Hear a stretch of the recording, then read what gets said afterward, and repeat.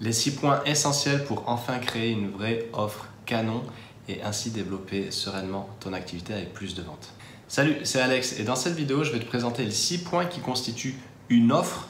Et si tu regardes cette vidéo, peut-être qu'une offre, tu en as déjà une, en tout cas tu en as déjà entendu parler, sauf que c'est peut-être encore vague pour toi et pour cause. Parce que quand on parle d'offre, on peut entendre un peu tout et c'est normal parce qu'il y a plusieurs points qui constituent une offre et on va les voir ensemble. Tous ne sont pas d'égale importance, mais tous sont importants à comprendre et surtout, je vais te dire sur quoi mettre la priorité. Tout d'abord, le premier point, c'est la promesse. Et c'est de loin le point le plus important à prendre en compte. C'est le point qui agira le plus sur la prise de décision de ton prospect et qui le fera passer à l'action.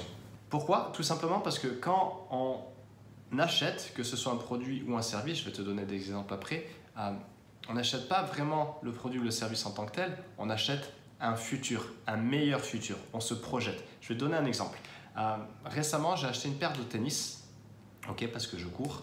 Je l'achète pour des caractéristiques, je l'achète peut-être parce que j'aime bien une marque, je l'achète parce que voilà, je sens que cette chaussure va me plaire. Mais pourquoi je sens qu'elle va me plaire? Je l'achète surtout parce qu'en fait, je m'imagine, je me visualise, je me projette dans le futur en train de courir, en train de faire des courses, en train de mieux courir, en train peut-être d'améliorer mes performances ou en tout cas d'améliorer mon confort. Et c'est ça que j'achète. Ce n'est pas vraiment la technicité de la chaussure, ce n'est pas vraiment la caractéristique, c'est la promesse qui me fait me dire que grâce à ces chaussures, je vais être plus confortable, je vais être peut-être aller plus vite, je vais avoir moins mal et je vais améliorer mon expérience de footing. Et ça se vérifie partout. Regarde-toi quand tu passes à l'action, quand tu achètes quelque chose, imaginons tu vas au restaurant, c'est parce que quelque part, c'est la promesse que tu vas passer un bon moment, un moment agréable, seul ou accompagné. Quand tu achètes un service, c'est exactement pareil. C'est la promesse d'un meilleur futur. Et c'est pour ça qu'il y a eu énormément, entre toi et moi, c'est pour ça qu'il y a eu énormément d'abus dans le milieu du coaching, du dev perso, etc. Parce qu'en fait, il y a eu une armée de loulous qui se disaient, en fait, la promesse, j'en ai rien à taper, je vais leur promettre des 100 et des 1000, les fameux 10 000 € par mois en moins de 90 jours. Beaucoup de personnes se sont cassées les dents dessus parce que la promesse n'était pas tenue et parce que les gens ont acheté cette promesse. Sauf que toi, si tu regardes cette vidéo, c'est que tu as une conscience, c'est que tu es intègre, c'est que tu as envie de contribuer et de donner ce que tu as à offrir de mieux. Tu vas faire en sorte que cette promesse, non seulement elle est alléchante, elle est en accord avec ce que veut la personne, mais surtout, cette promesse, tu peux la tenir. Et c'est ça le plus important. J'ai entendu déjà, et ça me faisait halluciner, qu'une promesse n'était pas faite pour être tenue. Mais qui ose dire ça? Qui ose dire ça en fait? C'est incroyable. Et ça, je pense que c'est vraiment propre à cet éco-milieu du web.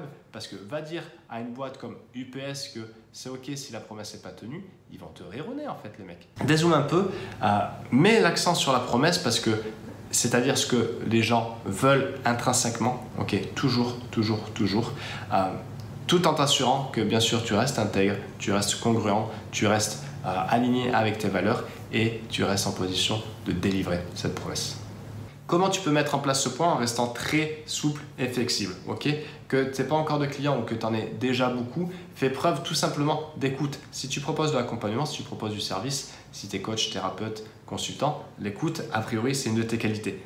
Écoute et empathie. Donc, mets-le non seulement dans ta pratique, mais aussi dans la partie, on va dire, développement commercial. C'est peut-être un gros mot pour toi. Dans la partie vente, ça va vraiment t'aider.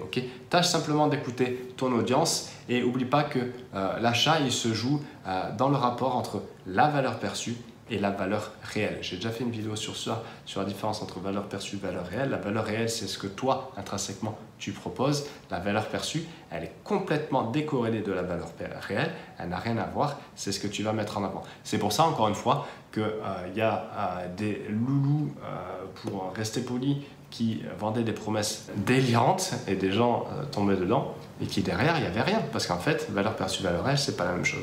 On n'est pas là pour faire les loulous, on n'est pas là pour tromper le monde, on est là pour développer son activité et ça se développe sur le long terme avec de la confiance, avec du bon service et du service de qualité encore une fois. Le piège à éviter avec la promesse, c'est de trop la complexifier. Reste simple et droit au but. Ce que les gens veulent, mets-le en face. Ok, si toi, tu sais que tu peux résoudre ce problème, mets-le en face tout simplement. Et utilise les mots de ton audience. Ok, ils te partagent leurs challenges et leurs envies. C'est super. Remets ça en avant, tout simplement. Donc là, à toi de jouer. Couche sur papier ce que tu entends le plus, que ce soit au téléphone directement, en conversation, sur les groupes Facebook, en dessous des commentaires de livres Amazon, sur les forums, etc.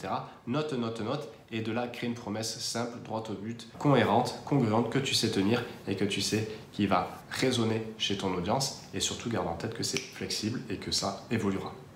Le deuxième point d'une offre, c'est les étapes de transformation. Et qu'est-ce que c'est? C'est tout simplement les étapes par lesquelles tu veux que ton client passe pour justement t'assurer que la transformation soit maximale, soit optimisée, soit assurée jusqu'à la promesse. Comment mettre ça en place? Tout simplement, tu t'appuies sur ton expérience personnelle, ton expérience professionnelle, sur ce que tu sais de la personne. Souvent, on est notre ancien avatar, notre ancien client idéal. Donc, si toi, tu t'en es sorti dans ta situation, par quoi tu es passé? De quoi tu as eu besoin? Que ce soit des outils, que ce soit de l'écoute, que ce soit du coaching. Quelles sont les étapes par lesquelles tu es passé et par lesquelles tu sais que la personne que tu vas accompagner va devoir passer de façon presque en condition sine qua non, presque obligatoire, pour t'assurer que la transformation se fait. Ok, on ne peut pas faire l'économie du temps, ça c'est important. Donc vraiment garde en tête que la personne, elle est avec toi et il y a des étapes de transformation à respecter. Donc tu peux définir 3 à grandes 5 étapes qui seront tout simplement les piliers de ton offre. Ok, voilà, pas besoin d'en rajouter plus que de raison, 3 à 5 étapes. Et à l'étape 1, tu peux te demander, ok, qu'est-ce qui doit être vrai pour passer à l'étape 2, etc. etc. Ok, de cette façon, tu t'assures que la personne avance et tu t'assures toi aussi d'offrir une expérience client maximale. Le piège à éviter là-dedans, c'est de trop être dans la théorie et de pas assez dans l'écoute. C'est-à-dire que si tu ne tiens pas compte des besoins de ton client, en fait, oublie pas, ok?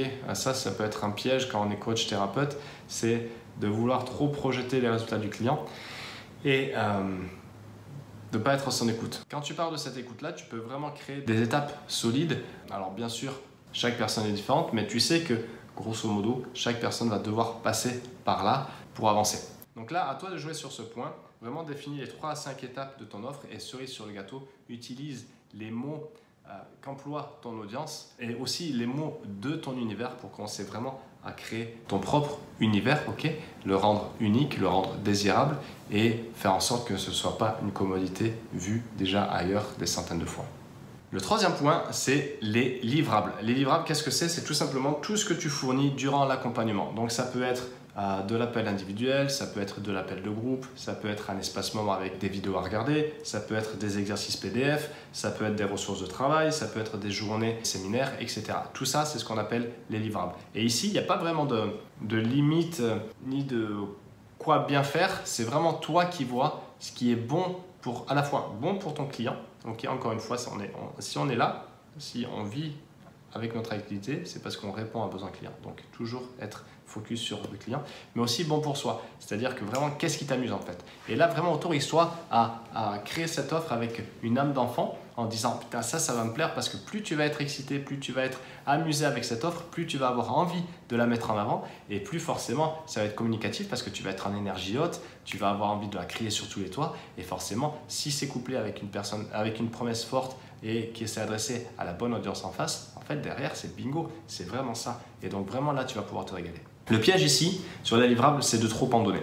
Et souvent, je l'ai eu ce piège aussi, c'est vraiment ce que j'appelle le syndrome du rab à la cantine. On veut en mettre, surtout quand on pratique des prix élevés. On se dit, je vais lui donner un appel individuel par jour, etc., un suivi 24h24.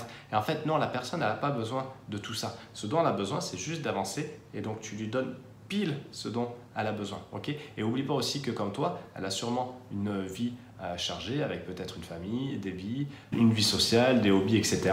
Et que trop charger la mule, ça va être contre-productif parce que ça peut la miner, ça peut la ralentir. Alors que si tu donnes pile ce qu'il faut, en fait, c'est ce dont elle a besoin, c'est ce qu'elle a envie et c'est ce qui va la faire avancer. Donc attention à ce piège de trop donner.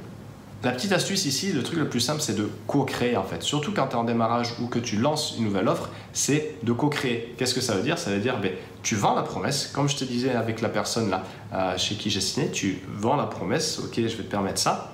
Et en fait, on va le créer ensemble. Ok, de quoi tu as besoin? Où est-ce que tu en es exactement? Et en fait, ici, tu t'amuses parce que tu écoutes, parce que tu réponds exactement, tu es sûr de viser juste, tu réponds exactement aux besoins en face et la personne, elle avance. Donc, tout le monde, encore une fois, tout le monde est gagnant. En restant flexible, souple et à l'écoute, tout le monde est gagnant.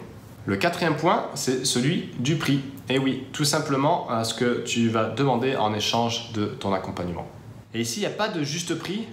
Désolé Philippe Risoli, si tu as la ref, c'est que tu n'es plus dans la vingtaine. Mais bel et bien un prix juste pour toi. Qu'est-ce que c'est un prix juste pour toi? C'est-à-dire un prix avec lequel tu te sens honoré, avec lequel tu te sens avoir de l'élan pour accompagner cette personne. Ça veut dire un prix pas trop bas parce que là, ça va vraiment te miner. Tu vas dire, tu vas pas avoir envie d'y aller, tu vas te traîner. Il va y avoir un manque d'entrain. Pas trop non plus parce que ça peut être bloquant. Et la vente, c'est vraiment un échange d'énergie. Et si la personne en face sent que ça bloque, que c'est pas fluide, ça va créer de la résistance. Et pour toi, trop bloquant, en fait, il vaut mieux que tu assures des ventes à un prix, encore une fois, juste pour toi, plutôt que de te challenger à aller trop haut.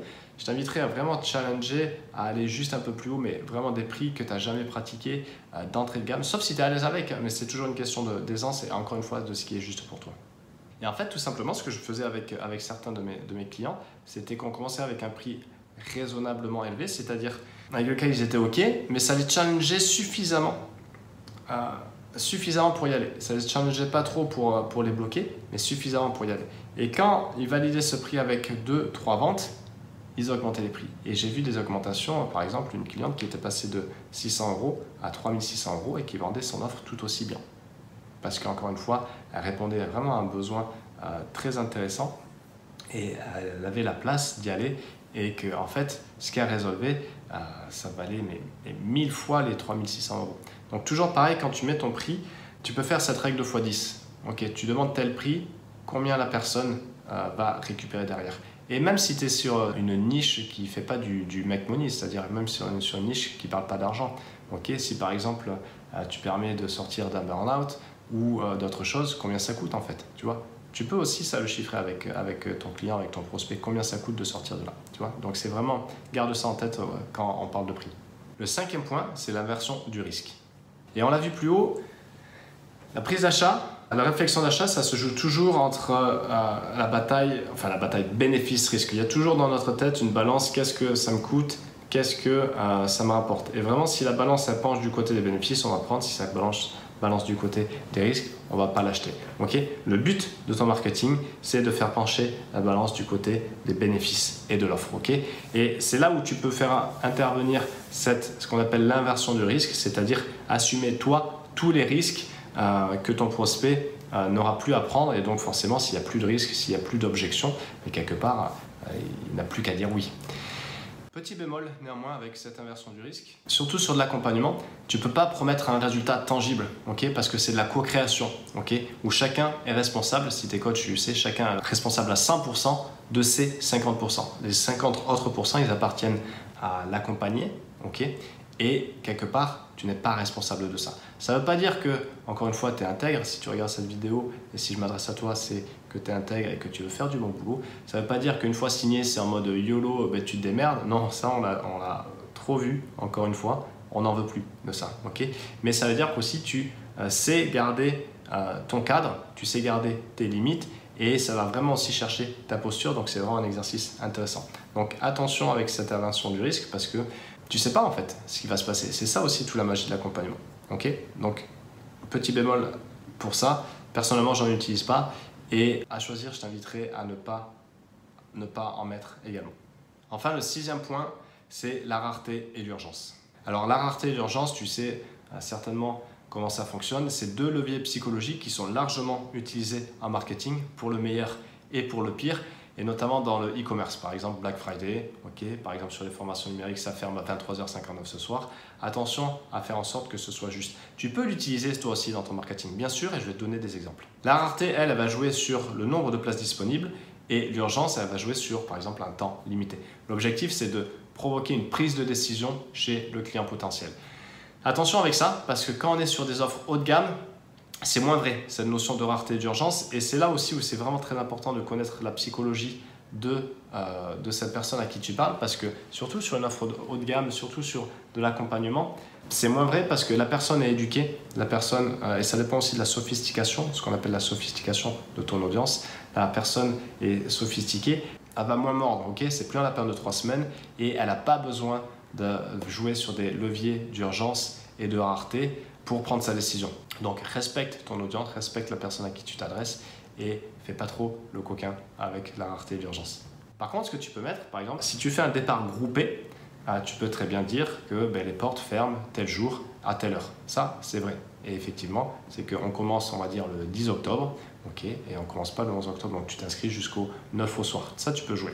Ok. Si tu prévois d'augmenter tes tarifs, là aussi, tu peux légitimement et de façon honnête et correcte jouer sur ça. Ok, il me reste 3 places à 600 € et après j'augmente. Ok, tu peux faire des tarifs de pré-lancement également, ce qu'on appelle des early bird. Ok, mon accompagnement, là jusqu'au 15, c'est tel prix et ensuite ça passe, ça double par exemple. Donc tu peux vraiment jouer sur ça. Ça, il n'y a pas de mal à ça. Ok, tant que c'est clair, tant que c'est transparent, tant que c'est correct, il n'y a pas de mal à ça. C'est juste de jouer intelligemment et toujours dans le respect de l'autre. Donc personnellement, les points 5 et 6, je les utilise pas trop. Le point 5 d'inversion du risque parce que, encore une fois, je suis sur de l'accompagnement. Et je trouve pas ça juste parce que ça peut aussi diminuer l'engagement du client. C'est-à-dire que s'il sait qu'il y a une garantie au bout, en fait, il va rien foutre. Tu vois, il va rien foutre et il va se dire, de toute façon, c'est pas grave, je peux me faire rembourser. Donc ça, moi, je le veux pas. Moi, je veux des personnes engagées. Toi aussi, j'imagine. Et ça, je joue pas. Le point 6, comme je te le disais, ça ne se prête pas vraiment à du haut de gamme. Et encore, tu peux utiliser sur groupement, lancement groupé, sur d'augmentation des prix, sur des préventes, etc. J'accompagne que X personnes par mois. Ça, c'est vrai parce que... donc vraiment, reste très, très honnête sur ça. Mais sinon, sur les gros leviers marketing qui sont utilisés un peu partout, ça joue sur le manque. Et moi, j'ai pas envie de jouer sur le manque. Justement, c'est une notion que je travaille avec les clients. C'est quelque chose que je me refuse de faire dans mon activité. Donc peut-être à tort, mais c'est comme ça. Donc à toi de voir aussi. Là, je te donne tous les éléments. À toi de voir ce que, selon tes valeurs et selon ce que tu veux faire, tu souhaites utiliser. Donc pour conclure, on vient de passer en revue les 6 points qui vont rendre ton offre irrésistible, ton offre vraiment canon et par ordre d'importance. Donc vraiment, tu sais sur quoi travailler en priorité et négligez pas l'offre. C'est vraiment de loin. Tu peux avoir un super marketing, un super entonnoir de vente, un super branding, etc. Si l'offre, elle est moisie, en fait, il va rien se passer. Okay, donc vraiment, joue sur ces points-là et travaille-les et garde en tête que c'est un travail constant, évolutif, d'amélioration continue. Okay, ça, c'est des points qui sont trop souvent négligés, je le vois souvent, et c'est ça qui coûte une croissance tout simple et une croissance saine à beaucoup d'entrepreneurs et d'accompagnants comme c'est peut-être ton cas. Ce que je te propose avant de te quitter, tu peux rejoindre mon groupe Facebook, la communauté des entrepreneurs du flow, et tu peux également t'inscrire sur l'atelier en bas qui va te donner les clés pour justement développer ton activité de façon sereine, de façon rentable et pour toi évoluer avec plus de flow dans ton quotidien. D'ici là, je te laisse et je te dis à bientôt. C'était Alex. Salut.